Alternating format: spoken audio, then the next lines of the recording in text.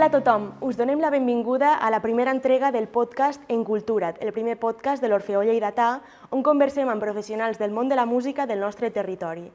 Avui, amb aquesta primera entrega, estem molt il·lusionats perquè tenim amb nosaltres a la Niña Paracaídas, que pot semblar el nom d'una superheroïna, però igual que Clark Kent, ella també té una identitat secreta. Maria Puigvert, benvinguda. Hola, gràcies per convidar-me. Com estàs? Bé, molt bé, amb ganes de parlar amb tu una mica. Bé, vas començar el teu projecte musical, que és una banda on totes sou noies. Ara farà 2 anys, no?, si no m'equivoco. Sí, farà 2 anys. Com ha estat el viatge? Bueno, intens. Nosaltres al final ens vam ajuntar així com de repent per portar els temes a l'escenari fa un any i poc, pel concurs de bandes emergents de Cases de la Música d'aquí Lleida. Que vau guanyar, per cert. Sí, vam guanyar. I va ser com molt intens tot, perquè ens vam ajuntar 2 mesos abans la banda pels temes, ja els estava composant des de fa més temps, des de feia un any i produint-los, però ens vam ajuntar en qüestió de 2 mesos i va ser com, va, presentem-nos. I vam guanyar i això va ser com un coet que ens va fer donar molt impuls. I des de llavors fins ara, que ja fa quasi un any d'això. Sí, exactament. Ara d'aquí, crec que just aquest cap de setmana o el següent fan l'altra edició, la d'aquest any. I ha estat un any superintens amb moltes coses i que al final costa i tot de processar-les perquè te pares i dius, passa molt ràpid el temps. És veritat. Sí. És un projecte entre pop i el punk rock, si no m'equivoco. Com t'inspires a l'hora de crear les cançons? Perquè tu ets cantautora. Sí. Com ho fas, això? Doncs al començament jo no tocava la guitarra, no tocava el piano i em vaig trobar davant que tenia una llibreta plena de lletres i volia buscar-los un sentit i una cohesió a totes. Sí que tenia bastant clar el gènere, perquè és un gènere que he escoltat tota la meva vida des de petita, des de rock nacional com més pop rock, pop punk a nivell internacional i bàsicament me vaig comprar una guitarra, vaig començar a aprendre acords bàsics per acompanyar-me la veu i a qüestió de moltes hores la vaig aprendre a tocar més que res per composar. Vull dir, no sóc aquella persona que te trobes en una festa i dius, va, toca'm aquesta cançó del Canto del Loco. No te la saps. No, la guitarra és com un vehicle, un instrument per a crear. En el meu cas sí que vull aprendre a tocar-la molt més perquè crec que és un instrument molt versàtil a l'hora dels cantautors composar, igual que el piano. I així, el procés creatiu és guitarra, veu, lletra, començar a crear melodies en bucle i quan me n'agrada alguna tinc 250 notes de veu al mòbil. Déu-n'hi-do. I això com et cap al mòbil? Mal. Has de comprar espai a l'iCloud constantment. Molt espai, sí, pago cada mes. És que al final en algun lloc s'han de guardar i no les vull mai ni ficar a l'ordinador ni res perquè és com sempre tens aquella sensació de algun dia ho necessitaré. Clar, per tenir-les a mà, no? Perquè si algun dia t'inspires i dius vaig a continuar això que vaig començar un dia, i si no ho tinc? I normalment no es fa, però bueno. Això és com aquelles receptes de cuina que et guardes a Instagram i no les fas mai. Exacte, totalment. El teu primer àlbum d'estudi va sortir a l'octubre? Quasi, a finals de setembre, 22. Simulacro d'incendio. És complicat, pels que parlem parla català li he ficat un nom bastant amb Cs. Sí, Simulacro d'incendio. Vale, et demanaria que me'l descrivissis amb 3 paraules i no cal que siguin adjectius. Vale. És canvi, perquè té un gran procés en tot el disc, des que comença fins que acabe. És intensito, com a jo. A l'hora de composar soc molt sentimental i intensita. I també crec que dona peu a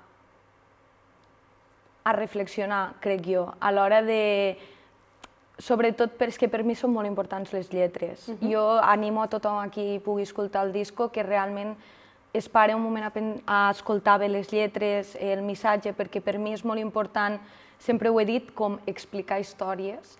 I m'agrada molt que les cançons tinguin històries amagades a dintre i puguis com sempre ho he dit, no? Coses de la vida quotidiana, transportar-les al teu dia a dia i com dir, és que això a mi també m'ha passat, i bueno, una miqueta... Que la gent s'hi pugui identificar, no, amb el que dius. Sí. I quina és la teva història preferida d'aquest disc? M'agrada molt el tema que li dona nom al disc, Simulacro d'incendio, que és com una explosió. Comença amb una guitarra melòdica molt suau i al final acaba explotant a nivell moltes guitarres, bateries, i parla una mica d'això, de la sensació aquesta del formigueig abans de que passi alguna cosa. Per això també, al ser el primer disc, volia que aquest tema fos el que li donés nom al disc, i Antes de ti també m'agrada molt, que és una mica, parla d'històries d'aquelles persones que són com muntanyes russes, que arriben a la teva vida i ara sí, ara no, ara com si fos un yo-yo, i és també amb una mica d'empoderament de com explicar qui som antes de que arribi algú molt important i recordar-nos-ho, perquè quan se'n va ho seguim sent. Doncs ho tindrem present a l'hora d'escoltar l'àlbum, aquestes dues cançons que has dit.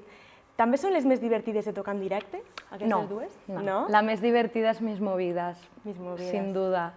Kamikaze també, que la faig amb un artista d'aquí Lleida que es diu Shut Them, i clar, quan la toquem junts a l'escenari és molt divertit perquè tu passes molt bé, però Mis Movides amb les noies de la banda és increïble perquè a més cantem totes juntes, és com si fos un exèrcit allà de noies cantant i està molt guai. Estem totes d'acord, no?, que és la més xula de tocar en un escenari. Sí, és superdivertida, és de les meves preferides també a nivell projecte, que aquesta fa un any que la vaig treure com a single, està dintre del disc però ja fa més temps. Sí.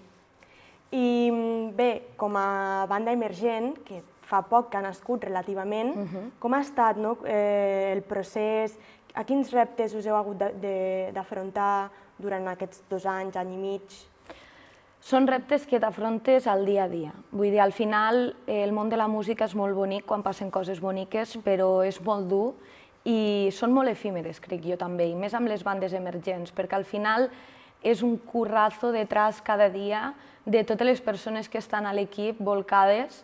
La realitat no és només el que es veu a les xarxes, sinó que realment hi ha molta angoixa, molta ansietat, molta pressió, crec jo també, al ser una banda emergent, perquè hi ha tanta competitivitat avui en dia i tanta oferta musical que, clar, sempre has de pensar oferir alguna cosa nou sense deixar els teus valors i la teva ètica detrás, que això és una cosa molt important per mi, ser molt fidel a les idees que tinc, però clar, hi ha una altra banda que estàs en un món que avui en dia és molt comercial i sobretot el tema, la pressió amb les bandes emergents, amb els números, amb oients mensuals, followers d'Instagram, si no arribes a tant no et voldran contractar al festival, sempre la típica frase no són del tot prou madur, el projecte no està del tot consolidat, i ho està molt, perquè realment jo crec que damunt d'un escenari som superprofessionals i ho hem treballat per seu, però sempre hi ha aquesta predisposició del ser una banda emergent,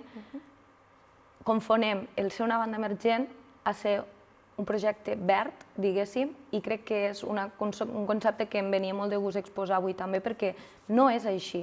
Vull dir, tu pots ser una banda emergent i sonar igual que l'Oreja de Van Gogh, perquè tu has currat, evidentment no tindràs el mateix recolzament econòmic detrás, però avui en dia, si curres, i això, defensar que les bandes emergents poden tocar a qualsevol escenari també. I això ho heu demostrat, no?, perquè aquest estiu heu tocat al FIP, al Festival Internacional de Benicàssim. Sí. Com ha estat això? Frenètic, heavy, com tot el que està passant aquest any.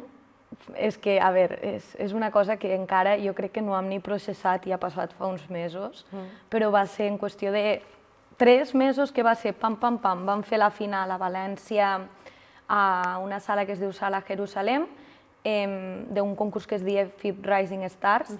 El vam guanyar i vam anar al cartell, al FIP, i el dia que vam tocar estar en grups a nivell nacional com Ginebra, Amaya, d'internacionals Tomodel, la Zara Larsson, està Franz Ferdinand, el dia que tocàvem nosaltres, Only the Poets, que compartien escenari amb nosaltres, van tocar després de nosaltres, que és una banda que m'encanta, i aquesta oportunitat va ser brutal també a nivell sinergies, connexions entre artistes que, és el que hem dit, una banda emergent, que estiguéssim allà amb ells com si fóssim un projecte de fa molts anys i que ens tractessin com a tal. O sigui, em va encantar això, les sinergies que es van fer amb les altres bandes i artistes. Va ser molt, molt guai.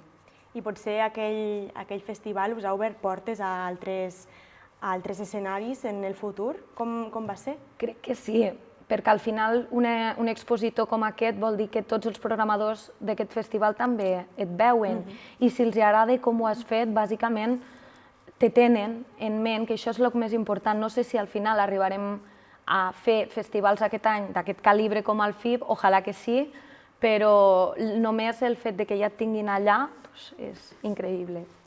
Doncs moltes gràcies, Maria Puigvert, la Niña Paracaídas, per ser avui aquí amb nosaltres, per estrenar el podcast en cultura d'aquí de l'Orfeó. Gràcies a tu, Laia. I vosaltres, els que ens esteu escoltant o veient des de casa, aquest només ha sigut un petit tastet del que està per venir al nostre podcast, que tornarem amb més convidats i més música ben aviat. Adeu. Adeu.